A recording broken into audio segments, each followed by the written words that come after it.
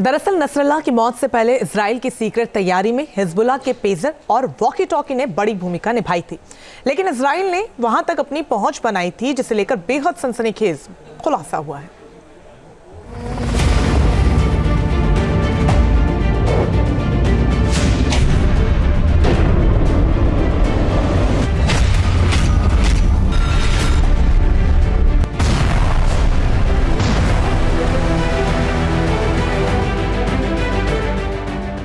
अपनी मौत से पहले तक हसन नसरल्लाह इस मुगालते में जी रहा था कि इजराइल उसका बाल बाका भी नहीं कर सकता।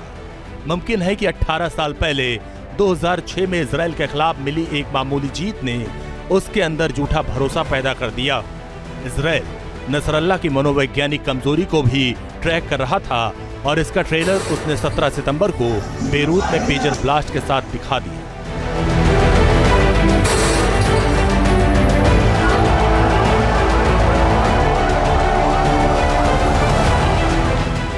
इजराइल ने हिजबुल्लाह को मिट्टी में मिलाने के लिए कई लेवल पर स्ट्रेटजी को अंजाम दिया था, लेकिन इसमें एक रणनीति बेहद महत्वपूर्ण थी और वो थी जोखिमों से भरा खुफिया ऑपरेशन। दरअसल इजराइल ने हिजबुल्लाह को उसके अंदर से ही नेस्तनाबूद कर देने की मंशा पर साल 2012 से ही काम करना शुरू कर दिया था। इस दौरान इजरायली इंजीनियर इलेक्ट्रॉनिक डिवाइस के अंदर PETN जैसे एक्सप्लोसिव को फिट करने में महारत हासिल कर ली थी, ताकि वक्त आने पर छोटे से डिवाइस को एक बम में तब्दील किया जा सके। 2014 में जब जापानी कंपनी आईकॉम ने ICVA-A2 वॉकी टॉकी का निर्माण करना बंद कर दिया, तब इजराइल को एक मौका हाथ लग गया। इजराइल ने एक छद्म कंपनी के जरिए ऐसे वॉकी टॉकी बनाने शुरू कर दिए जो हिजबुल्लाह तक पहुंच जाए।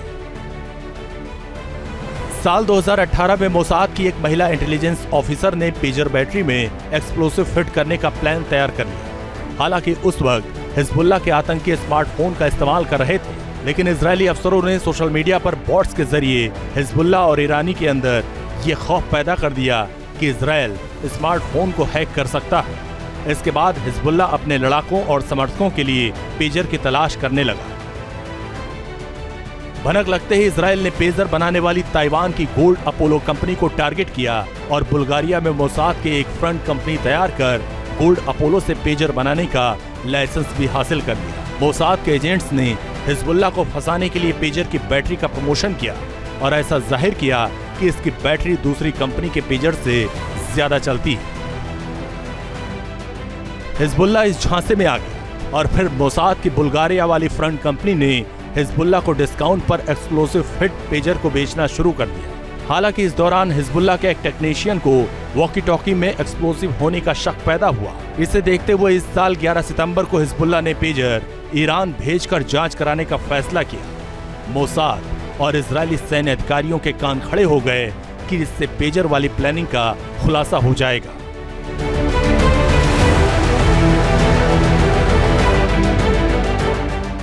सोलह सितंबर को इजरायली प्रधानमंत्री नेतन्याहू ने बड़े सुरक्षा अधिकारियों के साथ खुफिया बैठक की और फैसला किया कि इसके पहले की पेजर में एक्सप्लोसिव होने का खुलासा हो, इस ऑपरेशन को अंजाम तक पहुंचाना ही होगा। इजराइल ने मंथन किया, यूज इट और लूज इट, यानी पेजर में एक्सप्लोसिव को डेटोनेट करो या फिर इसे भूल जाओ। नेतन्याहू ने प्लान के साथ जाने का फैसला किया और ग्रीन सिग्नल मिलते ही मोसाद ने अगले ही दिन यानी 17 सितंबर को लेबनान के स्थानीय समय दोपहर 3:30 बजे पेजर पर एन्क्रिप्टेड मैसेज भेजना शुरू कर दिया। फिर क्या था? हिजबुल्लाह के समर्थकों और उसके ऑपरेटिव्स, जिसके पास भी मोसाद वाला पेजर था, वो एक के बाद एक ब्लास्ट होना शुरू हो गया। अगले चंद सेकंड में पूरे लेबनान में पेजर का खौफ पसर गया।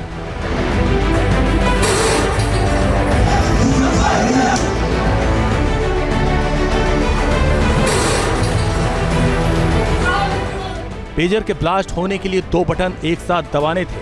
मैसेज पढ़ने के लिए मोसाद ने पेजर भी कुछ इस तरह ही बनवाए थे। इजराइल को बखूबी समझ थी कि यह ऑपरेशन ईरान और उसके समर्थन वाले आतंकी संगठन हिजबुल्लाह सहित हमास को हिलाकर रख देगा, और हुआ भी यही।